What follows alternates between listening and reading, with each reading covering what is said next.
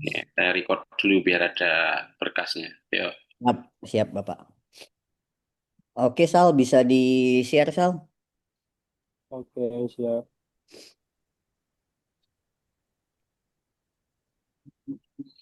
Udah nampil? Sudah. Aman. Oke.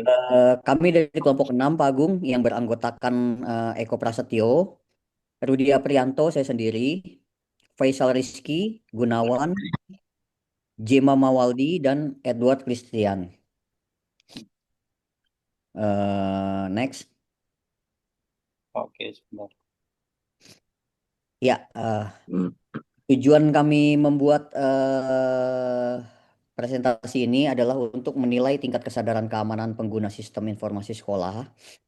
Yang kedua, mengidentifikasi potensi risiko akibat rendahnya kesadaran. Dan yang berikutnya, memberikan rekomendasi untuk peningkatan keamanan berbasis kesadaran. Latar belakangnya yaitu penggunaan sistem informasi di sekolah mempermudah kegiatan administrasi, pembelajaran, dan komunikasi. Namun sistem ini rentan terhadap ancaman siber jika penggunanya yaitu guru, siswa, dan staf belum memiliki kesadaran keamanan yang baik. Maka dari itu diperlukan evaluasi terhadap tingkat kesadaran keamanan siber menggunakan framework SENSE. Nah, SENSE ini berdiri di tahun 1989. Mereka ini terkemuka atas eh, di bidang pelatihan, sertifikasi, dan penelitian keamanan siber. Agar dapat mengetahui sejauh mana pengguna memahami, melindungi, dan merespons ancaman keamanan digital, ya kita akan bahas lebih lanjut. Selanjutnya akan dilanjutkan oleh rekan saya Gunawan. Baik, terima kasih Pak Rudi atas kesempatannya. Selamat malam. Izinkan saya melanjutkan. Poin berikutnya adalah terkait deskripsi sistem. Deskripsi sistem yaitu sistem informasi sekolah yang digunakan mencakup data siswa, nilai, jadwal pelajaran, akun guru, dan pengumuman sekolah. Akses sistem ini dimiliki oleh siswa, guru, staf, dan juga admin sekolah. Jadi data yang tersimpan sangat sensitif dan perlu dilindungi dari kebocoran, manipulasi, atau serangan dari pihak luar. Oke, minta tolong next. Oke, berikutnya adalah framework yang digunakan SANS adalah yang pertama identify. Identify itu maksudnya pengguna tahu apa aja resiko dan data-data penting. Lalu yang kedua protect. eh, itu maksudnya adalah ada pelatihan atau program keamanan. Lalu yang ketiga adalah detect. Maksudnya adalah pengguna bisa mengenali serangan. Lalu berikutnya respon. Pengguna tahu apa yang dilakukan jika ada insiden, lalu recover atau pemulihan, ada rencana pemulihan. Baik, lanjut next. Oke, lanjutnya penilaian sistem berdasarkan SANS. Yang pertama pilar SANS-nya identify, penilaiannya level 2, keterangannya sebagian guru tahu resiko, siswanya belum. Uh, Lalu pilar SANS Protect, penilaiannya level 2, keterangannya belum ada pelatihan resmi, hanya imbauan umum. Lalu di pilar SANS-nya Detect, penilaiannya level 1, keterangannya pengguna sulit mengenali email atau phishing. Lalu pilar SANS-nya Response, penilaiannya level 1, keterangannya yaitu tidak tahu prosedur saat uh, akun diretas. Lalu pilar SANS-nya Recover, penilaiannya level 1, keterangannya yaitu tidak ada sistem backup pribadi, hanya dari IT admin saja.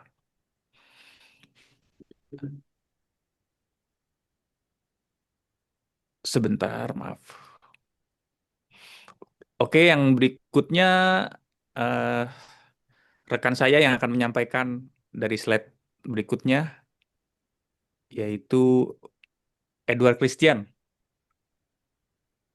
Edward Christian di skip dulu, nanti di slide berikutnya aja ya. Oh, oke.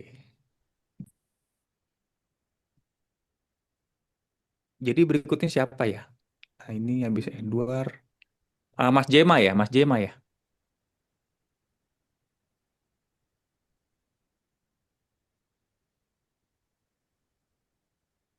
Eh, Baik, saya lanjutkan untuk berikut tampilan presentase tingkat kematangan dari penilaian sistem informasi sekolah berdasarkan framework SANS.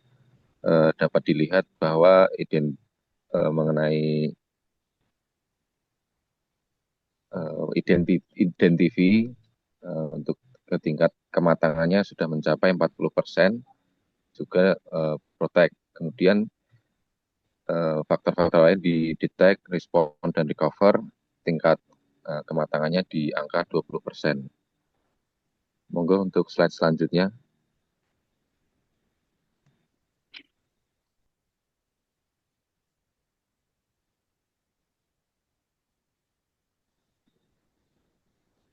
Oke, saya lanjutkan kembali untuk temuan dan analisis.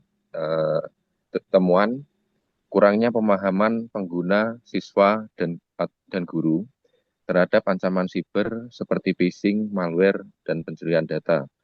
Belum ada program pelatihan resmi terkait keamanan siber di lingkungan sekolah. Pengguna tidak mengetahui langkah yang harus dilakukan saat terjadi insiden seperti akun diretas atau data hilang. Tidak tersedia sistem pemulihan keamanan yang terstruktur, backup hanya dilakukan oleh tim IT tanpa keterlibatan pengguna. Ketergantungan tinggi pada admin sistem, sehingga jika terjadi kesalahan user, tidak ada prosedur mitigasi yang cepat. Analisis berdasarkan framework SANS, mayoritas komponen berada di level 1 sampai 2, yang artinya kesadaran keamanan siber di sekolah masih dalam tahap awal. Potensi risiko tinggi atau memiliki potensi risiko tinggi jika pengguna tidak menyadari pentingnya menjaga informasi akun seperti password, data pribadi, dan lain-lain. Sistem teknis bisa saja aman, tapi tanpa kesadaran dari penggunanya, kebocoran atau serangan tetap bisa terjadi dari sisi human error. Tidak adanya pelatihan dokumentasi dan SOP menyebabkan kesadaran tidak berkembang menjadi budaya.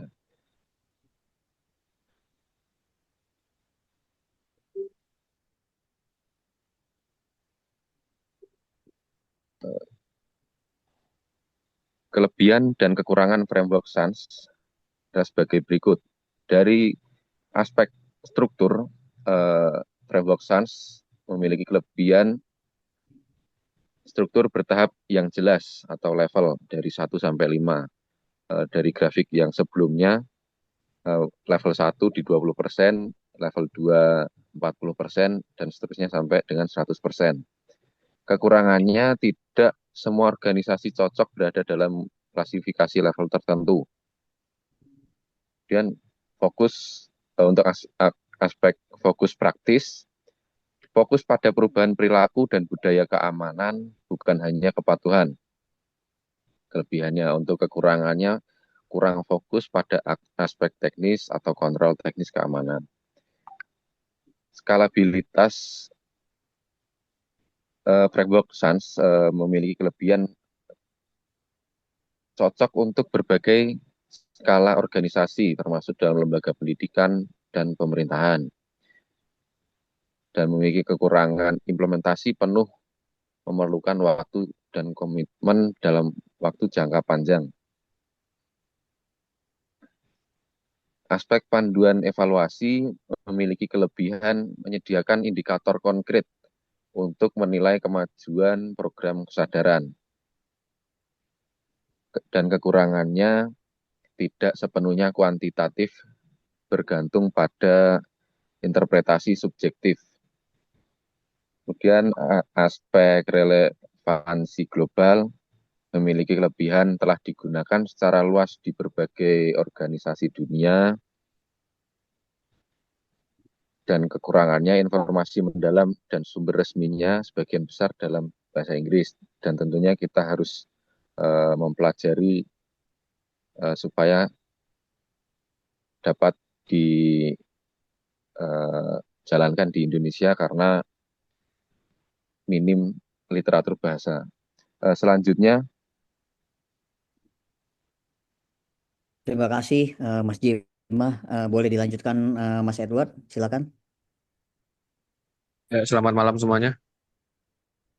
Metode pengumpulan data. Metode pengumpulan data dapat dilakukan melalui penyebaran kuesioner kepada pengguna sistem informasi di jaringan sekolah biasanya, yaitu siswa, guru, dan juga staf. Pertanyaan disusun berdasarkan framework SANS atau SANS, Security Awareness Maturity Model, dan menggunakan skala Likert 1-5 untuk menilai tingkat kesadaran keamanan cyber dari masing-masing pilar, yaitu pilar Identify, Protect, Detect, Respond, dan juga Recovery. Di bagian observasinya, kita bisa tambahkan observasi secara tidak langsung, semisal apakah pengguna mengganti password, atau apakah sistem punya SOP saat terjadi insiden kah, apakah siswa atau guru menggunakan fitur keamanan seperti logout otomatis, 2FA, atau apalah. Nah, pertanyaannya, metode ini paling tepat karena kita ingin tahu tingkat kesadaran pengguna dan itu bisa diukur lewat pertanyaan yang menggunakan teknik kuesioner daring ataupun manual. Nah, target respondennya siapa? Target respondennya adalah siswa, guru, staf TU, dan admin sekolah. Nah, isi pertanyaan itu apa sih? Biasanya isi pertanyaannya itu dibuat berdasarkan 5 pilar framework. Ya. Tadi itu framework SANS atau SANS, Identify, Protect, Detect, Respond, Recovery. Nah, skalanya itu bisa dipakai skala dari 1 sampai berapa? Biasanya pakai 1-5 untuk mengukur tingkat setuju dan atau tidak setuju terhadap pernyataan. Boleh next, Pak. Nah, distribusi pertanyaannya itu apa aja sih? Nah, ini ada nomor 1 nih, Identify. Identify itu dibagi menjadi 5 level nih. Ada yang saya belum, level 1 itu saya belum tahu apa itu resiko keamanan cyber. Level 2 saya pernah dengar istilah resiko keamanan cyber tapi belum memahami dampaknya. Level 3 itu saya mengetahui jenis-jenis resiko di sistem informasi sekolah, seperti phishing atau kebocoran data. Level 4-nya saya secara rutin memperhatikan resiko saat menggunakan sistem sekolah. Level 5-nya adalah saya tahu resiko dan bisa mengidentifikasi dengan jelas serta tahu data mana yang paling penting untuk dilindungi. Yang nomor 2, Protect atau perlindungan. Dibagi menjadi sama 5 level, yaitu level 1 saya tidak pernah mengganti password akun sekolah. Level 2-nya saya hanya mengganti password jika diminta oleh admin atau sistem. Level 3-nya saya rutin mengganti password dan tidak membagikannya kepada siapapun. Level 4-nya saya menggunakan kombinasi password yang kuat dan menyimpan password dengan aman. Level 5-nya saya juga membantu orang lain seperti siswa atau guru memahami pentingnya menjaga akun dan data. Yang nomor 3, detect atau mendeteksi ancaman. Sama juga dibagi menjadi 5 level. Yang level pertama saya tidak tahu apa sih tanda-tanda serangan cyber. Yang level 2 saya pernah lihat email yang mencurigakan tapi nggak yakin itu berbahaya apa enggak. Yang level 3 saya bisa mengenali tautan mencurigakan atau email phishing. Yang level 4 saya pernah melaporkan aktivitas mencurigakan di sistem sekolah. Yang level 5 saya secara aktif memberitahu orang lain saat melihat potensi ancaman atau anomali. Yang keempat, respon atau merespon insiden. Sama juga dibagi menjadi 5 level. Yang level pertama adalah saya tidak tahu harus berbuat apa kalau akun saya diretas. Yang level 2 saya hanya mengganti password setelah kejadian. Yang level ketiga saya tahu prosedur melaporkan jika terjadi insiden keamanan. Yang level 4 saya sudah pernah mengikuti simulasi atau pelatihan respon insiden. Yang level 5-nya saya bisa membantu orang lain saat terjadi insiden digital dan tahu prosedur yang benar. Yang terakhir adalah recovery atau pemulihan. Nah, yang recovery ini hanya dibagi menjadi 4. Yang level pertama saya tidak pernah membackup data penting. Level 2-nya saya hanya menyimpan data di sistem sekolah tanpa cadangan. Yang level 3-nya saya menyimpan salinan data penting secara manual. Yang level 4-nya saya rutin melakukan backup dan tahu cara memulihkan datanya. Nah, ini adalah hasil survei yang dilakukan dari beberapa kuesioner. Jadi kita ambil contoh ini ada 4, ada siswa, ada guru, ada staf TU, ada karyawan. Nah, ini bisa dilihat nih eh, berapa persentase kesadaran akan cyber itu sendiri. Jadi kita bisa lihat bahwa siswa itu entah kenapa lebih tinggi, paling tinggi sendiri, mungkin karena sering ngotak-ngatik device-nya atau segala macamnya. Tapi yang bagian karyawan malah lebih rendah tuh, paling rendah dia. Oke, mungkin ada slide lainnya. Oleh sebab itu kesimpulannya adalah berdasarkan hasil evaluasi menggunakan framework SANS, Security Awareness Maturity Model, dapat disimpulkan bahwa yang pertama adalah tingkat kesadaran keamanan cyber pengguna sistem informasi sekolah seperti guru, siswa, dan juga staf masih rendah. Mayoritas berada di level 1 dan 2. Tidak adanya program edukasi keamanan atau SOP saat terjadi insiden, serta minimnya kemampuan mendeteksi serangan cyber menunjukkan bahwa aspek manusia menjadi titik lemah sistem. Meskipun sistem teknis mungkin sudah memadai, tapi kesadaran pengguna yang kuat, sistem tetap, oh sorry, tanpa kesadaran pengguna yang kuat, sistem tetap rentan terhadap serangan dan kesalahan pengguna. Nah, rekomendasinya apa tuh? Rekomendasinya adalah untuk meningkatkan tingkat kesadaran dan keamanan sistem. Mas Nah, Edward, ini, sorry. Mas Edward, sorry saya potong. oh ya, Bisa dilanjutkan oleh teman yang lain. oke siap. Mas Eko, silakan Mas Eko masuk. Halo, halo, tes, tes. Ya, rekomendasi untuk meningkatkan tingkat kesadaran dan keamanan sistem. Berikut beberapa langkah yang disarankan. 1. Menyelenggarakan pelatihan keamanan siber rutin bagi siswa, guru, dan staf minimal setiap semester. 2. Membuat panduan atau SOP terkait tindakan yang harus dilakukan jika terjadi insiden, misalnya akun diretas, data hilang, dan lain-lain. 3. Mengintegrasikan topik keamanan siber dalam pelajaran TIK atau program literasi digital. 4. Mendorong penggunaan 2FA password manager dan edukasi soal phishing dan rekayasa sosial. 5. Melakukan evaluasi berkala terhadap kesadaran pengguna menggunakan framework SANS untuk memantau peningkatan maturity level dari waktu ke waktu. Next. Nah, terima kasih.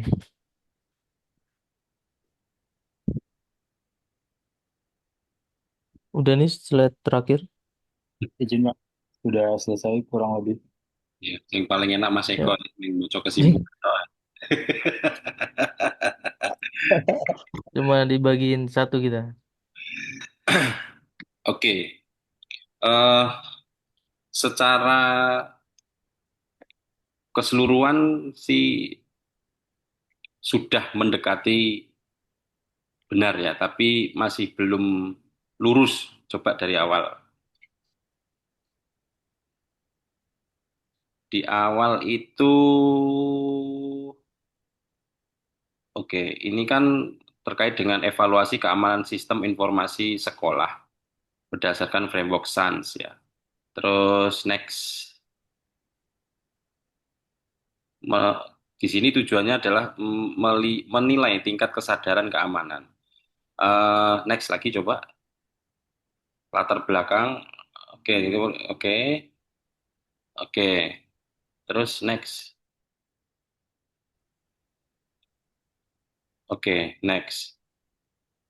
Nah, ini eh yang belum saya temukan adalah di sistem eh tadi untuk menilai sistem formasi sekolah ya.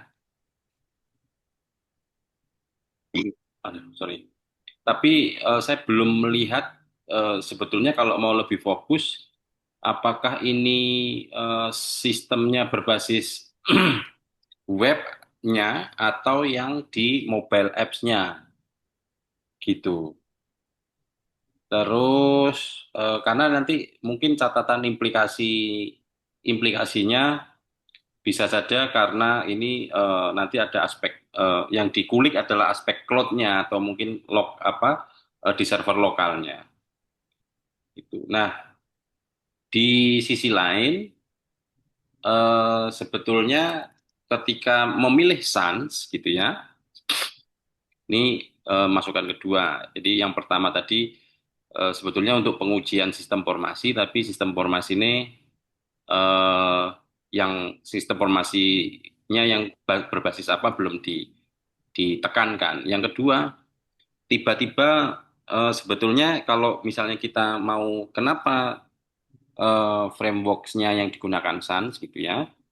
Kalau tadi di presentasi teman-teman menyampaikan paling cocok atau dan sebagainya, dasarnya apa kan gitu. Harusnya mungkin bisa ditambahkan sebelum ke penggunaan framework SANS-nya. Nah, ini kita mencoba membandingkan gitu ya bahwa untuk mengukur maturity itu kenapa saya menggunakan SANS dibandingkan B, dibandingkan C, dibandingkan D. Nah, itu idealnya harus ada sehingga oh iya yakin gitu. Jadi pemilihan metodenya yakin. Eh, Misalnya begini, teman-teman pernah mengikuti ini kan apa namanya pemilihan presiden, pernah melihat lembaga survei dalam proses perbincangan begitu pernah pernah Pernah, Kak. nah ya. Kenapa? Nah, pertanyaan sederhananya, kenapa sebuah lembaga survei itu dia bisa menebak, kan begitu? Misalnya Presiden A sekian persen, Presiden B sekian persen, Presiden C sekian persen. Padahal proses pemilihannya belum dilakukan. Nah, sehingga ketika tadi ada pemilihan, ada guru, karyawan, staf, siswa macam-macam, itulah yang akan menjadikan sampling gitu ya. Jadi, nah, pemilihan metode kenapa persennya bisa berbeda-beda itulah karena metodenya berbeda-beda. Mungkin probabilitasnya berbeda, jumlah respondennya mungkin berbeda. Mungkin yang diambil karena mungkin mayoritas di Jawa kan gitu. Coba yang diambil misalnya daerah Sulawesi misalnya atau di Papua gitu. Mungkin hasilnya akan berbeda. Nah, karena kenapa di Jawa ya karena mungkin di Jawa Barat mungkin ya. Karena populasinya lebih banyak kan gitu. Jawa Barat itu sama dengan Jawa Tengah ditambah Jawa Timur sama Jakarta kan gitu. Nah, artinya harapannya sebelum framework ini eh, nanti ke depannya bisa tuh. Kenapa saya memilih SANS? Next, coba. Nah, ini di penilaian ini saya tadi sempat coba yang di tabelnya, Mas. Yang di hasil yang kayaknya yang merah-merah. Nah, ini. Nah, 40% ini eh, dasarnya apa? Jumlah yang jumlah yang apa namanya? Sebentar. Kalau penilaian sistem ini sama yang di belakang coba, Mas. Yang di belakang tadi eh, yang di belakang ada tabel juga tadi yang kayaknya. Nah, up. Nah, ini hasil survei. Nah, ini. Nah, hubungannya yang 40% sama yang ini apa gitu. Oh, Karena ini saya nih, izin kalau Kak. ini apa? Kalau yang ini saya kan buat contoh doang tuh Pak. Jadi ngambilnya Oh, dari sini sih Pak. Jadi maksudnya buat contoh kurang lebih buat gambaran aja sih. Karena nggak didetailin memang. ya karena ini saya coba berpikir realistis ya. Kalau di nanti teman-teman itu mau bikin paper, Hmm. jurnal atau mungkin tugas akhir skripsi dan mengambil tema analisis tertentu terhadap framework tertentu, nah itu terkait dengan siswa, guru, staf, TU karyawan ini juga kita harus mendefinisikan Berarti siswanya. harus didetailkan ya Pak. Harus disesuaikan. Ya, siswanya misalkan saya nggak tahu nih siswa yang kelas berapa yang akan Anda sampling, itu kan. Siap Pak. Terus kemudian guru dan staf TU karyawan ini mungkin saya nggak tahu probability laki-laki perempuan, umurnya dan sebagainya terhadap si sistem itu. Artinya begini, ketika mungkin yang guru-guru yang sudah eh, generasi tuek, nah gitu. Biasanya kalau udah berhubungan sama aplikasi ya agak sulit gitu. Kan kalau generasi-generasi tua mainannya Facebook ya. Ya Pak, bener Pak. Nah, kan gitu. Nah, artinya apalagi ini sistem formasi akademik begitu yang hubungannya sama sekolah.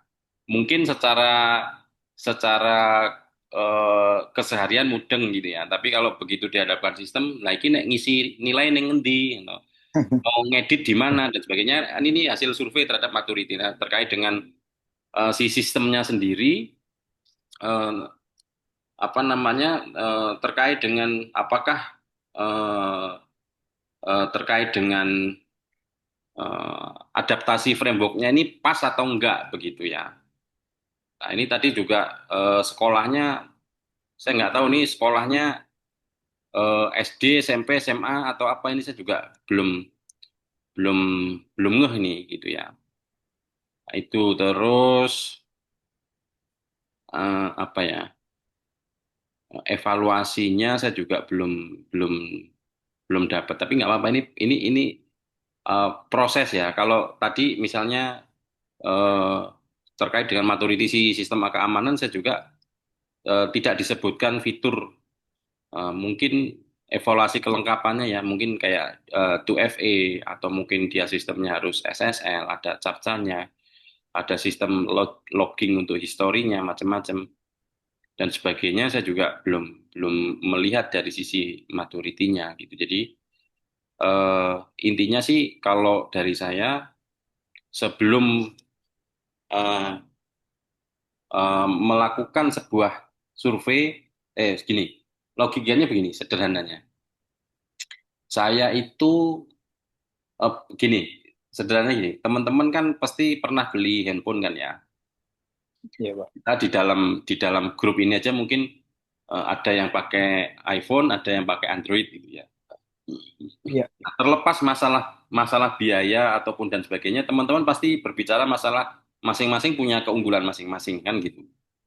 Nah dari situ kita akan memilih biasanya. Kalau kita frameworknya Sans, kalau kita mungkin di apa namanya sebetulnya kalau teman-teman membaca satu jurnal itu ada kenapa bentuk handphone tuh agak panjang, beban beratnya ujungnya agak agak melungker, nggak kotak pas, itu ada penelitiannya loh. Jangan salah. Nah, kenapa mungkin Samsung sama Apple atau mungkin yang lainnya saling klaim, saling jegal di dunia hak paten, ya perkaranya sepele sebetulnya gitu. Makanya kalau iPhone itu udah mentok, mungkin yang diubah-ubah cuma masalah matanya di atas kanan, bawah, tinggal dua, kanan kiri, nah paling mentok gitu-gitu aja nanti. Masalah di mata, tiba-tiba ada kamera di tengah lah, ambus gue. Tapi intinya sebelum melakukan proses-proses analisis, yang jelas kita tahu harus ada objeknya. Kita lihat dulu nih, tadi kalau ini mungkin maturity terhadap sistem yang ada di sekolah, terus kemudian kita bicara frameworknya yang cocok apa. Ketika sudah bilang yang cocok apa, tentunya kita sudah punya argumentasi membandingkannya seperti apa. Kemudian tinggal masalah nanti mungkin jenis pertanyaan atau mungkin ini saya juga belum melihat nih min median modus paling sederhana dah ya gitu ya. Jadi apakah si siswa ini dari sekian responden ini rata-rata kepahamannya seperti apa dan sebagainya. Jadi nanti dievaluasi, dianalisis, lah barulah muncul gitu. Nah, kalau ini kita bawa ke sebuah sistem yang agak besar, teman-teman nanti terjun di dunia konsultan atau mungkin eh, apa namanya di pemerintah dan sebagainya. Kalau misalnya teman-teman suruh melakukan evaluasi sistem Cortex yang perpajakan yang begitu besar, wah itu udah nggak main-main lagi itu. Nah, itu. Mungkin di perbankan, ya tentunya teori yang akan kita gunakan justru lebih lebih dalam dan kita harus ngecek itu satu-satu sehingga apa yang kita evaluasi dan apa yang akan kita rekomendasikan itu pas sesuai mungkin dengan kaidah-kaidah internasional atau mungkin SMKI atau macam-macam. Kalau di pemerintahan sesuai dengan SPBE begitu. Jadi harus comply gitu. Jadi tidak hanya semata-mata seperti itu. Nah, kalau itu kalau di project ya, tapi kalau di akademis saya titip intinya ketika membuat satu argumentasi, memasang sesuatu harus ada landasannya yang berbau akademis juga. Misalnya tadi SANS. Oke, kenapa SANS untuk maturity? Karena Pak, menurut penelitiannya si Ono W. Purbo misalnya tahun 2025, misalnya menyebutkan bahwa ini lebih baik dari ini, dari ini, dari ini. Nah, itu boleh. Jadi jangan dari pendapat begitu. Nah, ini yang sering keliru di dunia akademisi seperti itu.